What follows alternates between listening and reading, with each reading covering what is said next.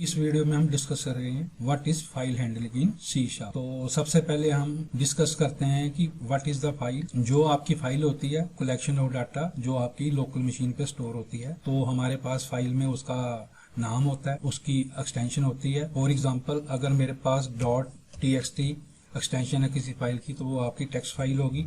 अगर मेरे पास .doc है तो वो आपकी वर्ड फाइल होगी। अगर मेरे पास .pdf है तो वो आपकी pdf फाइल होगी। और हमारे पास डायरेक्टरी इन्फो होती है कि वो फाइल आपकी C ड्राइव पे स्टोर है या आपकी D ड्राइव पे स्टोर है। तो अब हम डिस्कस करते हैं स्ट्रीम क्या होती है। जैसे हम किसी फाइल को रीड या राइट करने के लिए ओपन करते हैं तो वो आपकी स्ट्रीम बन जाती है। जो स्ट्रीम होती है वो आपकी कलेक्शन ऑफ बाइट्स होती हैं travelling from source to destination over a communication path. तो जो आपकी स्ट्रीम होती है वो भी आपकी दो तरह की होती है। एक होती है आपकी इनपुट स्ट्रीम, दूसरी होती है आपकी आउटपुट स्ट्रीम। जो इनपुट स्ट्रीम होती है जब हम reading the data from A file उसको हम इनपुट स्ट्रीम कहते हैं। जो आउटपुट स्ट्रीम होती है writing the data to the file उसको हम आउटपुट स्ट्रीम कहते हैं। तो ये था जी आपका फाइल और स्ट्रीम के बारे में।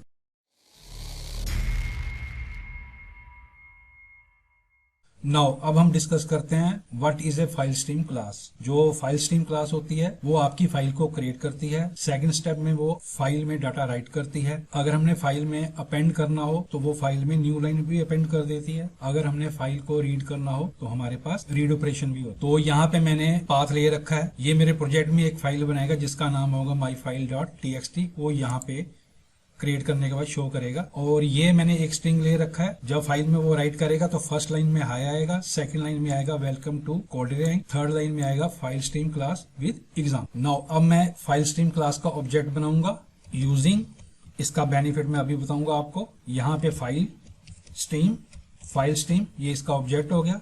New file stream bracket. तो जो इसका फर्स्ट आर्गुमेंट होगा वो आपका फाइल का पाथ होगा। यहाँ पे f पास कर दिया, कॉमा। सेकंड होगा आपका mode, file mode dot create new.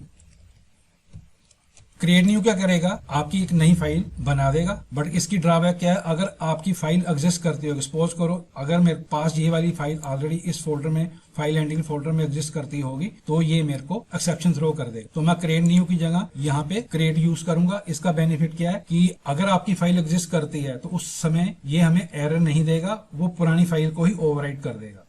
तो यहाँ पे मैं डिफाइन कर रहा हूँ byte array b data new dot get bytes. अब ये क्या करेगा, इस स्ट्रिंग को वो स्ट्रीम में कन्वर्ट करके बी डाटा में जाके स्टोर कर देगा। अब मैं डाटा को राइट कर देता हूँ, फाइल स्ट्रीम डॉट राइट। तो जो इसका फर्स्ट आर्गुमेंट होगा वो आपका क्या होगा, बी डाटा। सेकंड जो होता है वो आपका ऑफसेट होता है और बी डाटा डॉट लेंथ। अगर आपने यूटीएफ एनकोडिंग यूज करनी है तो आपको system dot text name space अपने प्रोजेक्ट में इंक्लूड करनी पड़ेगी। अगर आपने फाइल स्ट्रीम क्लास यूज करनी है तो आपको system dot input output name space include करनी पड़ेगी। नाउ अब मैं इस प्रोग्राम को रन करता हूं तो अब मेरी टेक्स्ट फाइल क्रिएट हो गई है। ये रहा मेरा सोल्यूशन एक्सप्लोरर। यहाँ पे मैं माई फाइल पे क्लिक करता हूं तो उसने फर्स्ट लाइन में हाई दे दिया, सेकेंड लाइन में वेलकम टू कोडेरैंक दे दिया एंड थर्ड लाइन में file stream class with example. Now यहाँ पे हम लिख देते हैं console dot write line file created and add the text. No अब हम एग्जिस्टिंग फाइल में टेक्स्ट को अपेंड करेंगे। तो मैं यहां से इसको कॉपी कर लेता हूं और यहां पे मैं पेस्ट कर देता हूं। तो यहां पे मेरे पास फाइल स्ट्रीम ऑब्जेक्ट आ गया, एफ पाथ आ गया। यहां पे क्रिएट की जहां मेरे पास अपेंड है तो अपेंड डाल दिया। और यहाँ पे मैं स्ट्रिंग टेक्स्ट की जगह डाल देता हूँ \n new line edit new line edit existing file. तो ये नई लाइन आपकी end of the file add कर देगा। अब मैं अगर इसको कंट्रोल F5 से रन करूंगा तो new line added existing file. तो अब चेक कर लेते हैं तो न्यू लाइन एडिड उसने यहाँ पे शो कर दिया। नाउ अब हम फाइल को रीड करेंगे।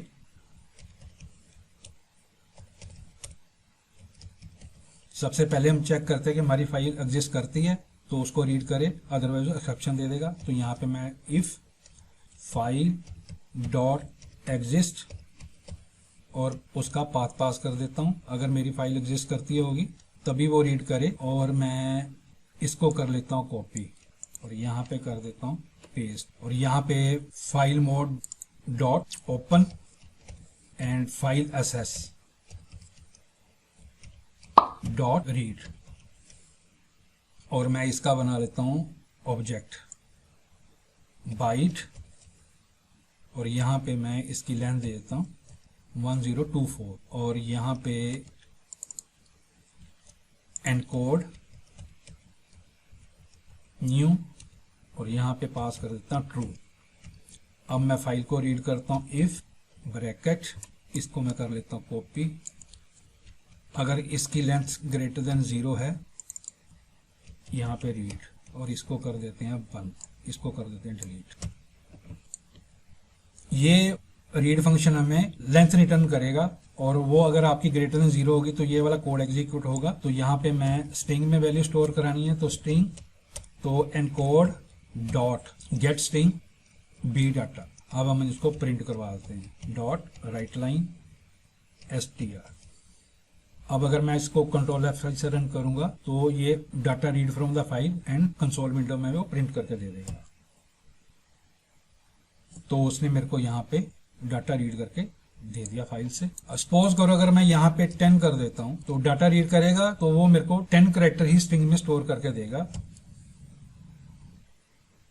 तो उसने मेरे को यहाँ पे शो कर दिया हाय वेलकम। इसको मैं 1024 ही कर देता हूँ। तो ये था जी आपका फाइल स्ट्रीम क्लास के बारे में।